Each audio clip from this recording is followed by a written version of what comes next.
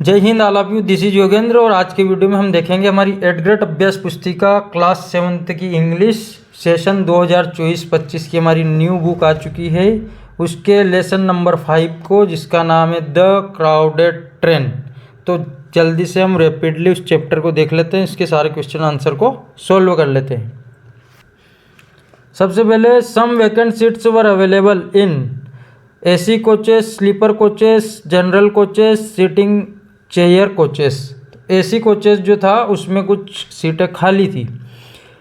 Next है, the young man's coat watch. जो युवा व्यक्ति उस ट्रेन में चढ़ा था एसी कोच में, उसका कोट कैसा था। चैप्टर जब हम पढ़ेंगे तो हमको ध्यान आएगा कि वो टाइट भी था और उसके लिए थोड़ा छोटा भी था। The place where passengers wait for a train is. स्थान जहाँ पर यात्री ट्रेन की प्रतीक्षा करते हैं उसको हम रेलवे स्टेशन कहते हैं। He is rich, he is not happy. यहाँ पर वह धनवान है और वह खुश नहीं है। विरोधी बातें तो परंतु लगा करके करेंगे कि वह धनवान है परंतु खुश नहीं है, बट का प्रयोग। नेक्स्ट है, right the adverb form of the word wonder. Wonder की एडवर्ब फॉर्म हमको लिखनी है, तो मैंने बताया था ly लगा करके वंडरफुल्ली, ये हो जाएगी एडवर्ब। एडजेक्टिव बनाना हो तो wonderful. Fill in the blanks. The train was much overcrowded. Vinod took the ticket for AC coach.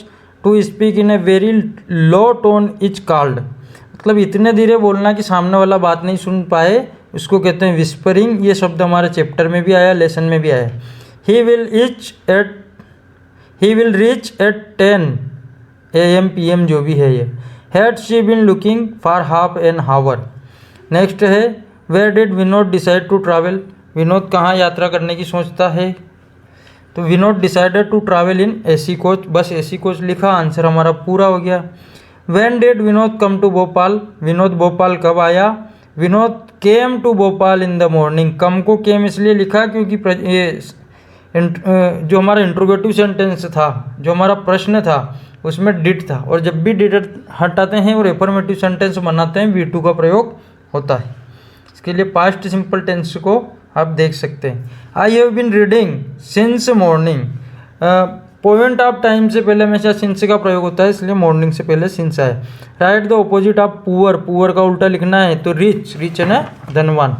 Next है, did the young man have a valid ticket. क्या उस युवा व्यक्ति के पास एक वैलिड टिकट था।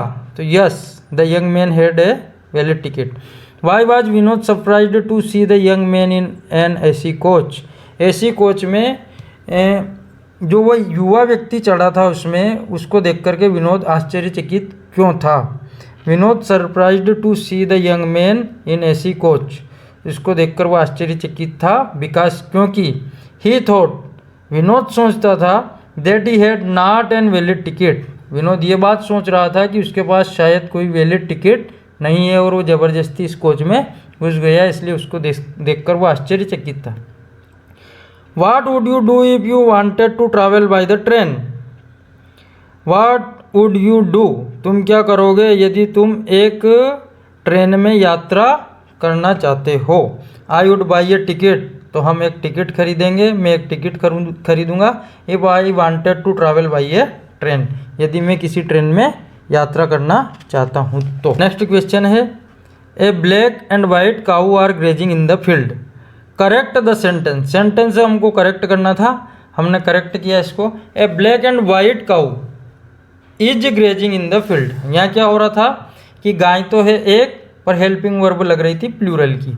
और जब कोई चीज़ एक होती है तो इसके साथ हम सिंगुलर हेल्पिंग वर्ब लगाते हैं, और इज एम आर में से इज लगती है।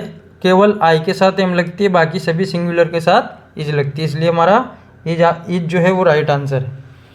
अब एक चार्ट हमको दिया है, उसके बेसिस पे कुछ क्वेश्चन नीचे दिए हैं। Which subject is taught in the first period in class 7th। Class 7th देखो, ये क्लास 7th, इसका ये फर्स्ट पीरियड हो गया मैथ्स का। Maths subject is taught in the first period in class 7th। Next है, what is the time for long recess. Long recess के लिए टाइम जो है, यहाँ इन दो के बीच में जो टाइम का अंतर है वो हमारा रेसेस टाइम है। तो इसमें जब आप देखोगे तो ये जो टाइम है 1 to 2:15 is the time for long races, ये सबसे लंबी रेसेस का टाइम है। Can you provide an alternative time table, क्या तुम इसका अल्टरनेटिव टाइम टेबल बना सकते हो? तो हम क्यों नहीं बना सकते, इसलिए आंसर दिया यस आई कैन प्रोवाइड, कि हाँ मैं बना सकता हूँ।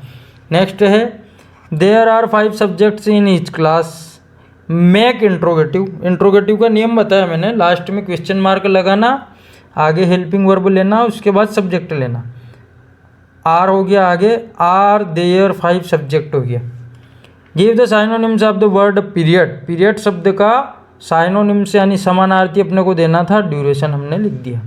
ये यहाँ पर एक टेलीफोनिक कन्वर्सेशन है आकाश और सुरेश के बीच में, और आकाश बात करना चाहता है रवि से, और सुरेश आकाश से बात करता है, और आकाश जो है रवि से जो बात करना चाहता है वह सुरेश से कहता है, परंतु सुरेश बाजार चला जाता है तो उसको एक मैसेज लिखना पड़ता है। आप पूरी बात को पढ़ेंगे, उसके बाद इस मैसेज को आप लिख सकते हैं, क्या डेट है, टाइम क्या है, हु इज़ द, आकाश ने बात कही है, मैसेज क्या है, तो आकाश कहता है कि हम रेड फोर्ट जा रहे हैं, उसको एड्रेस क्या करना है, तो यदि वो इंटरेस्टेड है तो वो कॉल बैक करे, किसको करे, आकाश को करे। राइटर्स नेम क्या हो गया, तो सुरेश ने मैसेज लिखा इसलिए राइटर्स नेम हो गया हमारा सुरेश। तो इस प्रकार से आप मैसेज लिख सकते हैं। मैसेज एक चैप्टर में हमने पहले भी देखा है, बहुत शॉर्ट में मैसेज अपने को लिखना चाहिए। धन्यवाद, जय हिंद, फिर मिलते हैं एक नए वीडियो के साथ।